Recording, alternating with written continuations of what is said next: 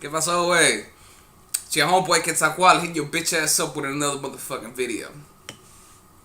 Today we're going to talk about the main event that just took place between Donaire and Nishioka. Great fight. Somewhat of a boring fight, but nonetheless, it was a great boxing fight to watch.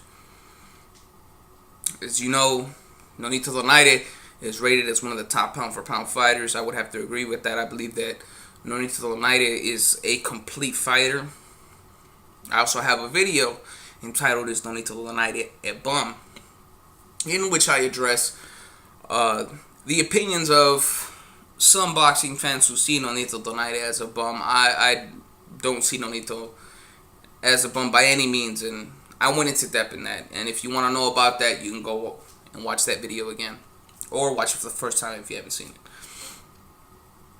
He fought against Nishioka, who is relatively unknown to most American fight fans or casual boxing fans. But if you're a hardcore boxing fan, you know Nishioka is a solid fighter. He's been undefeated for 8 years, and in my opinion, I thought that he would come in here to try and win the fight, but he fought more of a defensive-oriented fight, in which he was a bit out of his element. He's more of an aggressive or sometimes counter-punching type of fighter, but he's mostly coming forward. In this fight, I feel that he gave Donaire far too much respect, but in retrospect, you see why he did that.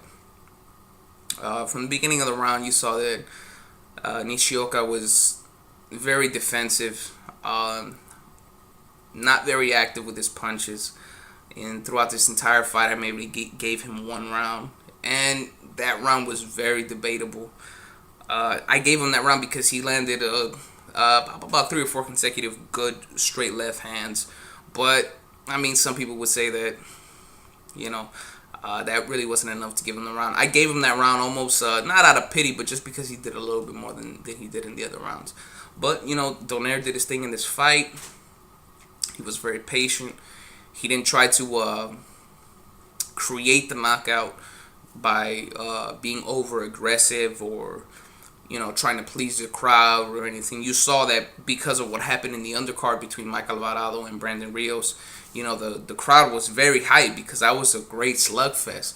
So, you know, this fight was more strategical than anything else.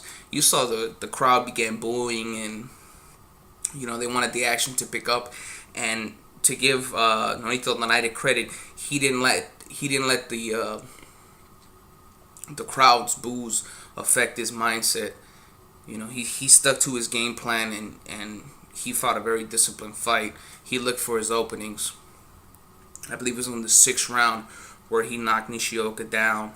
Nishioka seemed hurt. He got up, and after getting knocked down, you saw Nishioka got a bit more aggressive, and he started landing some clean punches on Donaire. But for the most part, Donaire did not seem affected by those punches. I don't really see his knees buckle. I didn't see him try to step back or anything. He was willing to trade in those moments.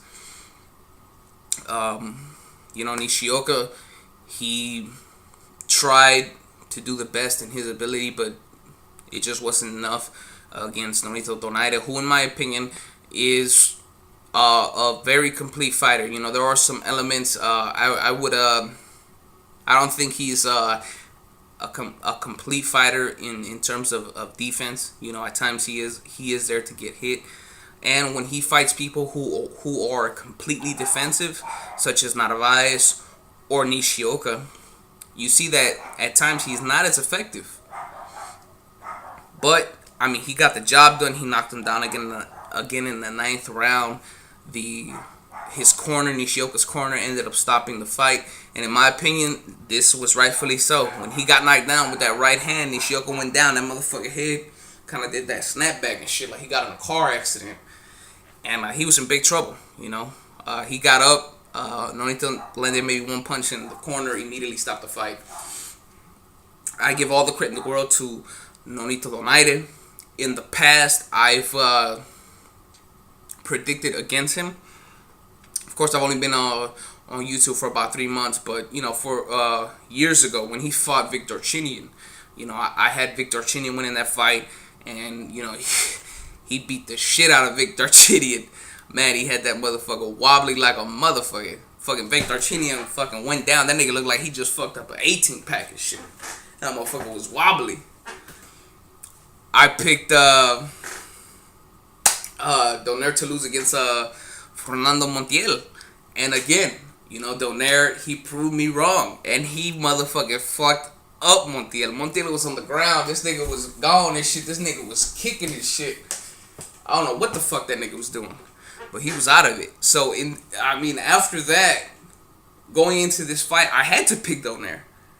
Donaire earned, he earned that respect from me. I could not bet against him. And again, he proved the type of fighter that he is.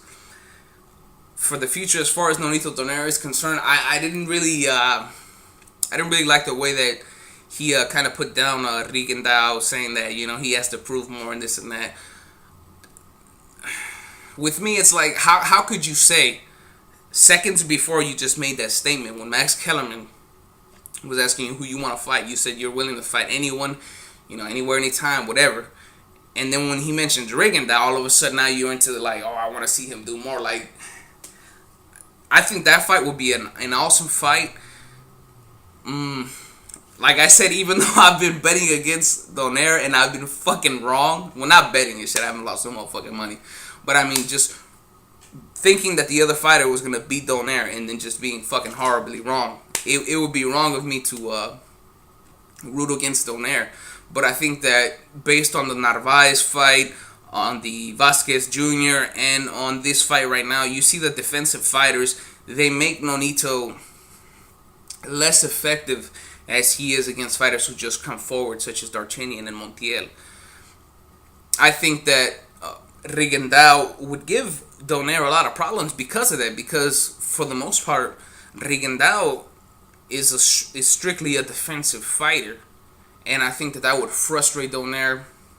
Of course, the crowd is going to be booing because they want to see excitement, but both are elite fighters, and what Rigondeaux has is that he's also has huge power in his punches, and he's a great counterpuncher. He would look for Donaire's mistakes if Donaire would get a bit frustrated in that fight because of Guillermo's defense. But at the same time, if Donaire would pull off a victory, I would not be surprised because, again, like I said in the past, he's proven me wrong. Another fight that I would like to see Nonito Donaire in is between the Abner Mares versus Anselmo Moreno fight. I would like to see him fight the winner of that fight. But again, I have to give Nonito Donaire all the credit in the world for this fight. It's a great fight to watch, and we'll see what the future holds for him. This is Quetzalcoatl. If you like this shit, hit the like button, hit the subscribe button, support a motherfucker, and I'm signing the fuck on out.